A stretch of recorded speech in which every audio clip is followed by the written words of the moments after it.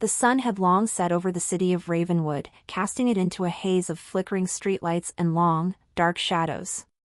Officer Kyle Harper sat in his cruiser at the edge of Lincoln Boulevard, his eyes scanning the streets for trouble.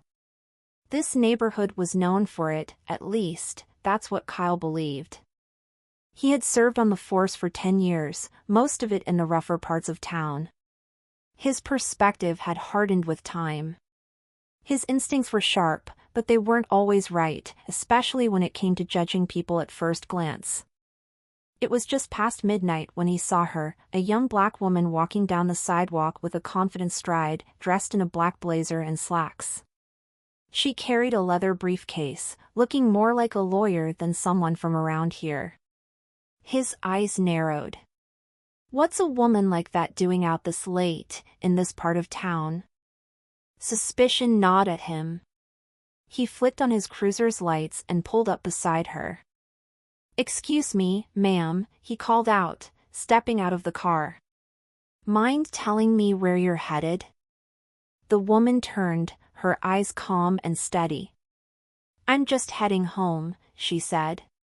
Her voice was even, measured. "Home, huh?" Kyle said, crossing his arms. "Mind if I see some ID?" The woman hesitated for a split second, then reached into her briefcase and pulled out a driver's license. Kyle took it and studied the name, Maya Reynolds. It sounded familiar, but he couldn't quite place it. He glanced up at her, his skepticism growing. "What were you doing out here tonight?" he asked. "Attending a late meeting," she said coolly. "Is there a problem, Officer Harper?" He blinked at the mention of his name. "How do you know who I am?" Maya's lips curled into a small smile. "I make it my business to know the officers in my district." Kyle's stomach tightened. Something about this woman felt off, like she was 2 steps ahead of him. His instincts screamed at him to assert control. "Turn around," he said, pulling out his cuffs. "I'm detaining you for questioning." Her smile faded. "On what grounds?" Kyle hesitated, but his pride and paranoia pushed him forward. "Suspicious activity. You can explain yourself back at the station." He cuffed her, ignoring the flicker of doubt in the back of his mind. She didn't resist, but her eyes never left his. "At the station." The desk sergeant raised an eyebrow when Kyle walked in with Maya. "Harper, what's this about?" the sergeant asked. "Suspicious activity," Kyle said gruffly, leading Maya toward the holding area. The sergeant frowned. "You sure about this?" Kyle shot him a look. "Yeah. I'll handle it." He placed Maya in the holding cell and turned to leave, but her voice stopped him cold. "I wouldn't get too comfortable if I were you, Officer Harper," she said. Kyle turned back, his jaw tightening. "What's that supposed to mean?" Maya leaned against the wall, her eyes gleaming. "You're about to find out." The twist. 15 minutes later, the station doors burst open, and Captain Lewis strode in, his face a mix of shock and fury. "Harper," he barked. "Get over here, now." Kyle hurried over, confused. "What's going on, Captain?" Lewis jabbed a finger in his face. "Do you have any idea who you just arrested?" Kyle glanced back at the holding cell. "Some woman named Maya Reynolds. She was acting suspicious, so I detained her." Lewis's face turned red. "That woman is Chief Maya Reynolds, your new commanding officer." The words hit Kyle like a punch to the gut. His heart sank as he turned back toward the cell. Maya stood there, arms crossed, watching the scene unfold with an air of quiet authority. "Chief." Kyle stammered, his mind reeling. Maya stepped forward, her gaze piercing. "Yes, Officer Harper." Chief. As in, the person who now runs this department. Kyle swallowed hard, his confidence crumbling. Chief Reynolds, I didn't realize. That much is clear, Maya said coldly. I'd like to think this was an honest mistake, but something tells me otherwise. Silence hung heavy in the air. Captain Lewis cleared his throat. Chief Reynolds, how would you like to handle this? Maya considered for a moment. I believe in second chances, but only for those willing to learn from their mistakes. She locked eyes with Kyle. Officer Harper, report to my office at 8 a.m. sharp. We have a lot to discuss about bias, judgment, and what it means to truly serve and protect. Kyle nodded, his face pale. Yes, Chief. As Maya walked out of the holding area, she paused and looked over her shoulder. And, Officer Harper? Yes, Chief? Next time, think twice before assuming you know someone based on how they look. It might save your career. With that, she disappeared down the hallway, leaving Kyle standing in stunned silence. Epilogue. The next morning, Kyle sat outside Chief Reynolds' office, his mind racing. He knew his career, and perhaps something even more important, was on the line. What happened next would change everything. Would he rise to the challenge and confront his own biases, or would this be the end of his time on the force? Only time would tell. Chapter 2, Reckoning. Kyle Harper sat in the chair outside Chief Reynolds' office, his leg bouncing nervously. The hum of activity around the station felt distant and muffled, as if the world had tilted slightly off balance. Officers walked by, some throwing him curious glances. They know, he thought grimly. They all know. At precisely 8 a.m., the door to Chief Reynolds' office opened. Maya stood there, her expression unreadable. Come in, she said. Kyle swallowed hard and stepped inside. Her office was meticulously organized, clean lines, framed awards on the wall, and a large desk that seemed to dominate the space without being ostentatious.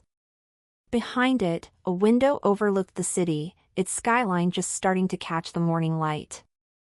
Sit, Maya said, gesturing to the chair across from her desk. Kyle obeyed, sitting stiffly, his hands clasped in his lap. For a long moment, Maya said nothing. She simply studied him, her eyes cool and calculating, like a judge deciding the fate of a guilty man. I've read your file, she said finally. Commendations for bravery. Good instincts in the field. But there's something else too, a pattern. Kyle's stomach sank. A pattern? Maya nodded, pulling a folder from her desk. Over the past 2 years, you've made 15 arrests for suspicious activity, and in 13 of those cases, the suspects were black. Kyle opened his mouth to respond, but she raised a hand, cutting him off. Let me be clear, she continued. I'm not saying you're a bad cop. I'm saying you've got blind spots, dangerous ones. And if you don't confront them, they'll ruin you. He clenched his jaw, his pride wrestling with the truth in her words. I didn't mean any harm, Chief. I was just doing my job. Your job, she repeated. Your job is to protect and serve everyone, not just the people you're comfortable with. Do you even remember why you stopped me last night? Kyle hesitated. I thought you looked out of place. Maya leaned back in her chair, her eyes never leaving his. Out of place, she said softly. In my own city, in my own district, on my way home from work. The weight of her words settled over him like a heavy blanket. For the first time, he saw the incident from her perspective, a professional woman, minding her own business, suddenly confronted and humiliated for no reason other than his assumptions. I'm sorry, Kyle said, his voice barely above a whisper. I believe you, Maya said. But an apology isn't enough. You've got work to do, Officer Harper. Real work. Kyle nodded slowly. I'll do whatever it takes. Maya smiled, a small, almost imperceptible smile. Good. Because I'm giving you a choice. You can either resign today, quietly and without incident, or you can stay, but under one condition. What's the condition? You'll enter a 6-month mentorship program, she said. With me. Kyle's eyes widened. With you? That's right, Maya said. You'll shadow me, attend every meeting, and take part in every community outreach initiative we run. You'll learn what it means to serve all of Ravenwood. And by the end of it, we'll see if you're ready to wear that badge with pride, or if it's time for you to move on. Kyle sat in stunned silence. It wasn't the punishment he had expected. It was something far worse, and yet, it felt like an opportunity. I'll do it, he said finally. Maya nodded. Good. We'll start today.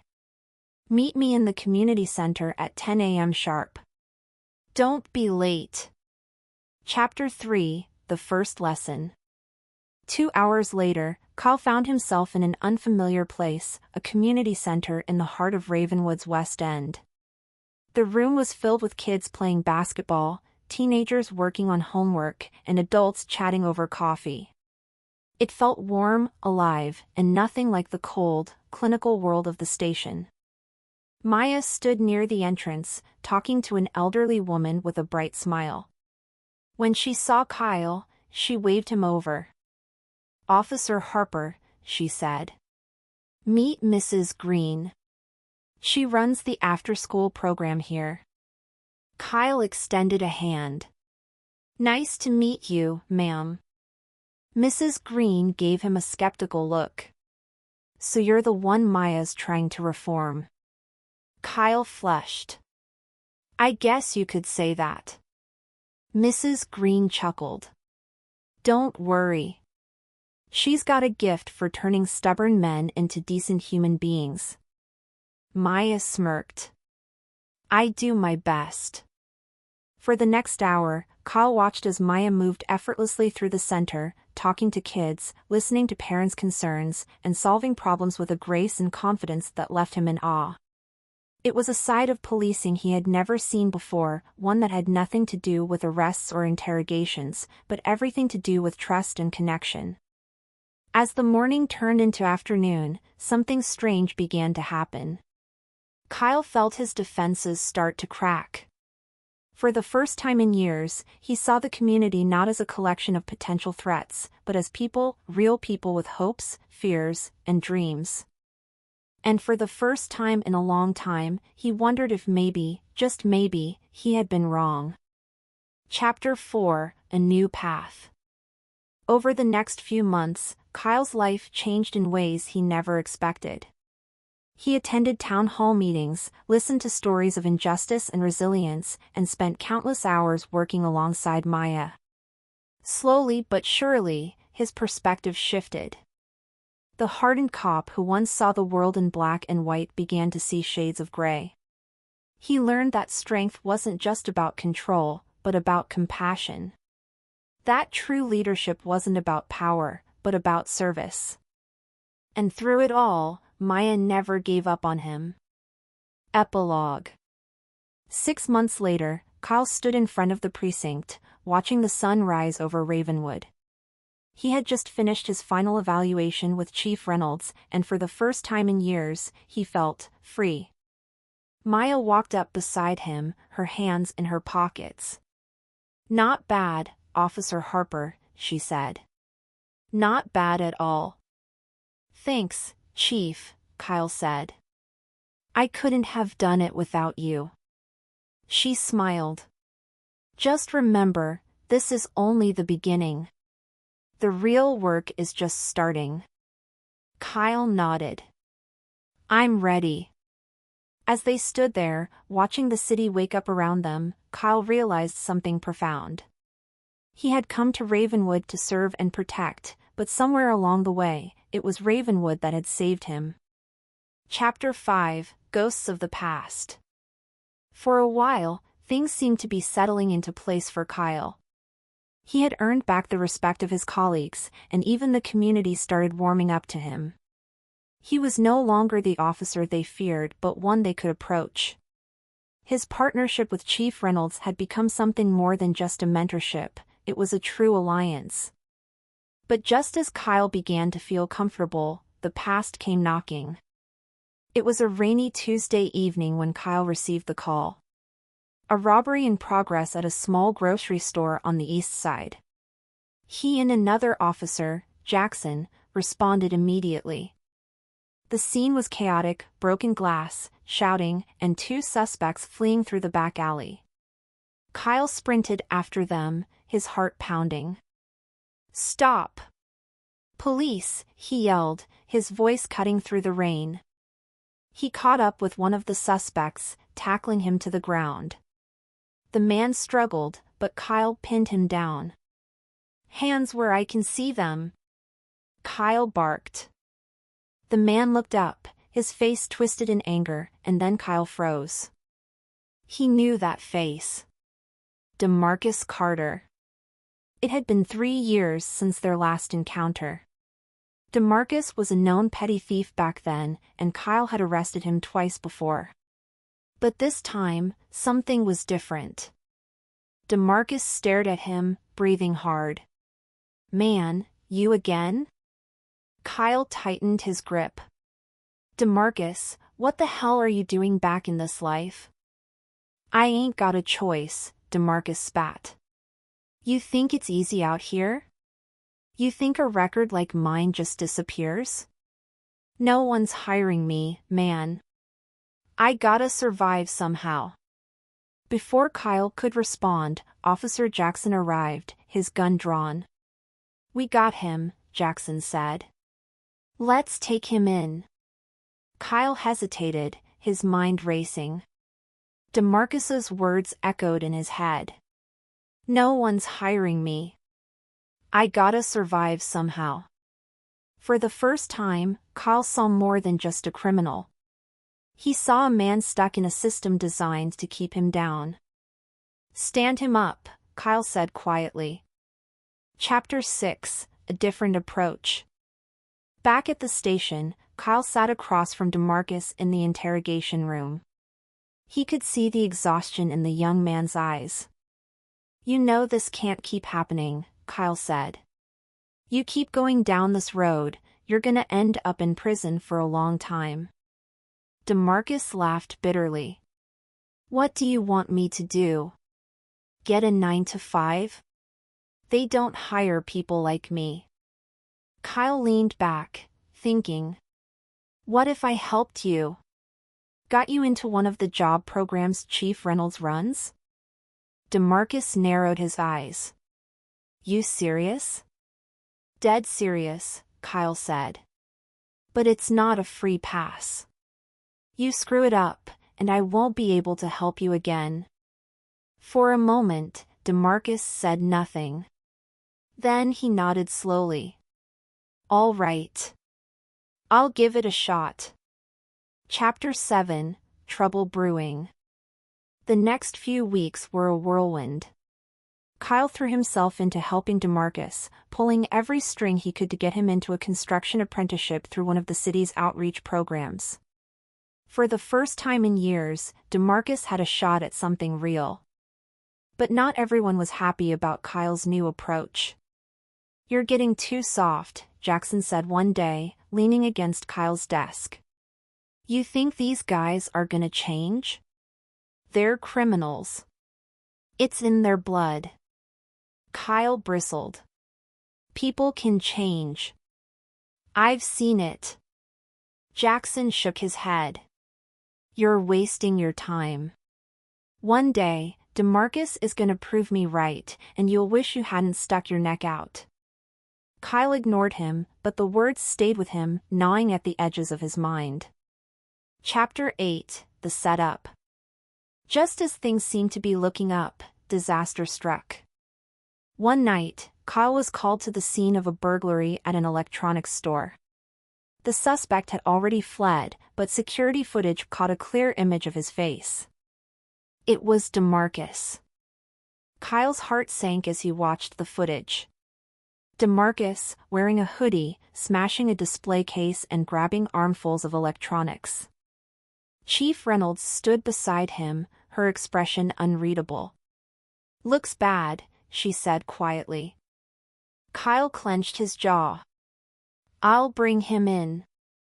Chapter 9, Betrayal or Mistake. Kyle found DeMarcus at his apartment, packing a bag.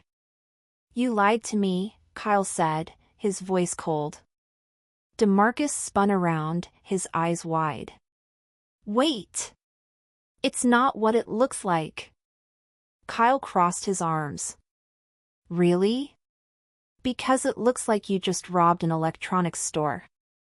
DeMarcus shook his head frantically. "It wasn't me. I swear. Someone set me up. I was home all night, ask my neighbors." Kyle hesitated. He wanted to believe DeMarcus, but the evidence was damning. "You've got one chance," Kyle said. "If you're lying, I'll personally make sure you go away for a long time." DeMarcus nodded. "Check the cameras again. Look closer." Chapter 10, The Truth Uncovered. Back at the station, Kyle reviewed the footage again, this time paying attention to every detail. Something caught his eye, the way the suspect walked. It was similar to DeMarcus, but different. The gait was off, the posture slightly hunched. Then it hit him. The suspect was wearing the exact same hoodie DeMarcus always wore, but it wasn't DeMarcus. Someone had intentionally impersonated him. Kyle ran the footage through the department's facial recognition software. Within minutes, a match popped up: Tyrone Harris, a known associate of DeMarcus who had a long history of burglary. Kyle's blood ran cold. Jackson. Jackson had processed Tyrone's release 2 weeks ago. He knew DeMarcus was trying to go straight, and he knew how to make it look like DeMarcus had slipped back into crime. Chapter 11, Justice Served. The next day, Kyle confronted Jackson in the locker room. "You set him up," Kyle said, his voice low and dangerous. "Why?" Jackson smirked. "Come on, Harper. You really think people like DeMarcus can change?" "I just sped up the inevitable." Kyle's fists clenched. "You're done, Jackson. I'm taking this to Chief Reynolds." Jackson's smirk faded. "You're making a big mistake." "No," Kyle said, turning to leave. "The only mistake I made was trusting you." Chapter 12, Redemption. DeMarcus was cleared of all charges, and Jackson was suspended pending an investigation. Kyle stood outside the precinct, watching DeMarcus walk free. "Thanks for believing in me," DeMarcus said, his voice thick with emotion. "Don't make me regret it," Kyle replied with a grin. As DeMarcus disappeared into the city, Kyle felt something shift inside him. He had finally found his place, not as a cop who wielded power, but as one who used it to lift others up. Chief Reynolds appeared beside him, her arms crossed. "Not bad, Officer Harper." "Not bad at all." Kyle smiled. "Just doing my job, Chief." And for the first time in his life, he truly understood what that meant. Chapter 13, The Bigger Picture. The investigation into Jackson's misconduct should have been straightforward, a simple case of a bad cop caught red-handed. But as Chief Reynolds dug deeper, things quickly spiraled out of control. First, the department's internal affairs unit found discrepancies in not just Jackson's arrest reports, but in the files of several other officers. Mysterious alterations, missing evidence, and a pattern of wrongful arrests dating back years. Then came the financial records, unexplained deposits in Jackson's account. Someone, somewhere, had been pulling strings for a long time. Maya sat in her office late one night, flipping through report after report, her face grim. Kyle leaned against the doorframe. "Find something?" he asked. Maya looked up. "More than something. This goes deeper than Jackson. We might be dealing with a whole network of dirty cops." Kyle's stomach tightened. "How deep are we talking?" Maya closed the file and leaned back in her chair. "Deep enough that if we push too hard, we'll be making enemies in high places. This isn't just about one bad apple. This could shake the entire department." Chapter 14, The Warning. The next morning, Kyle found a note on his car windshield. It was short and chilling. "Back off, or you'll regret it." Kyle crumpled the note, his pulse racing. Someone knew they were getting close, and they didn't like it. He showed the note to Maya, who read it without flinching. "We've got them scared," she said. "That's good." "Good?" Kyle said, incredulous. "They're threatening us." "Which means we're on the right track," Maya said calmly. "But we have to be smart about this. No reckless moves. We gather enough evidence to bring them down in one sweep. No room for mistakes." Kyle nodded, though a sense of dread settled in his gut. He had faced danger before, but this felt different. This wasn't just about catching criminals, it was about uncovering a truth that powerful people wanted to keep buried. Chapter 15, The Unexpected Ally. 2 days later, a surprise visitor walked into the station, Detective Alan Briggs from Internal Affairs. Briggs was known for being relentless, a cop with a reputation for taking down corrupt officers no matter the cost. "I heard you've stirred up a hornet's nest," Briggs said, shaking Kyle's hand. "We've found a lot of bad apples," Kyle replied. "But we need help to take them down." Briggs nodded. "I'll help, but be warned, once we start this, there's no turning back. This could get ugly. You ready for that?" Kyle glanced at Maya, who gave him a reassuring nod. "We're ready," Kyle said. Chapter 16, The Setup. The plan was simple, but risky. Maya, Kyle, and Briggs would lure the corrupt officers into exposing themselves by staging a fake drug bust involving large sums of cash. They would bug the meeting and catch everything on tape. The operation took weeks to prepare. Every detail had to be perfect. Kyle knew they only had one shot. On the night of the operation, Kyle sat in a surveillance van with Briggs, listening through hidden microphones as Maya met with 2 high-ranking officers, Captain Ellis and Lieutenant Reeves, in an abandoned warehouse. Their voices crackled through the speakers. "You've made quite a mess," Reynolds, Ellis said. "We had a good thing going. Why couldn't you just leave it alone?" "Because your good thing ruined lives," Maya shot back. "How many innocent people have you put behind bars? How much money have you stolen under the table?" Ellis laughed. "Enough to live comfortably for the rest of my life. But here's the thing, Chief, you're not walking out of here to tell anyone about it." Kyle's blood ran cold. "They're onto her," he said, reaching for his gun. Briggs grabbed his arm. "Wait. We need the confession.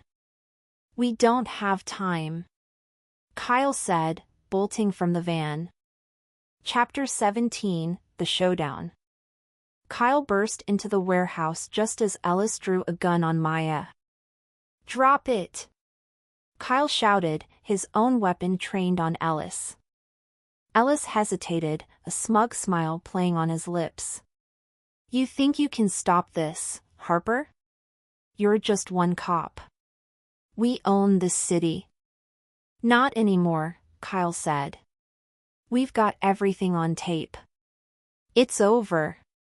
Sirens wailed in the distance as backup arrived. Ellis and Reeves exchanged a glance before dropping their weapons. Maya walked over to Kyle, her eyes fierce. "Took you long enough." "Had to make a dramatic entrance," Kyle said with a grin. Chapter 18, Aftermath. The fallout was explosive. Ellis, Reeves, and half a dozen other officers were arrested. The story made headlines, shaking the city to its core. Kyle became a hero in the eyes of the public, but he knew the real credit belonged to Maya. She had risked everything to clean up the department, and she had won. One evening, as they stood on the rooftop of the precinct, watching the city lights twinkle in the distance, Kyle turned to Maya. "You ever think about quitting?" he asked. "Every day," she said with a chuckle. "But someone's gotta do this job right. Might as well be us." Kyle nodded. "To the end?" "To the end," Maya agreed, clinking her coffee cup against his. The city below was far from perfect, but for the first time in a long time it felt like it had a fighting chance. And Kyle Harper was ready to fight for it. Chapter 19, The Calm Before the Next Storm. The weeks following the takedown of Captain Ellis and his network were surreal. The department was thrown into chaos as investigators dug into years of corruption. Officers were suspended, interrogated, and, one by one, charged with crimes that ranged from evidence tampering to embezzlement. The city watched with bated breath as the scandal unfolded. Chief Reynolds became a symbol of justice and reform, a beacon of hope for those who had long since lost faith in the police force. Kyle found himself at the center of it all, a reluctant hero. Reporters wanted interviews. Activists invited him to speak at events. Even the mayor called him into his office to thank him personally. But despite all the praise, Kyle remained grounded. He knew better than anyone how fragile trust could be. Chapter 20, One Last Conversation. One evening, after a particularly long day, Kyle found himself on the steps of the station, watching the sun set over the city. The air was warm, and the streets were unusually quiet. Maya joined him, 2 cups of coffee in hand. "You survived," she said, handing him a cup. Kyle chuckled. "Barely.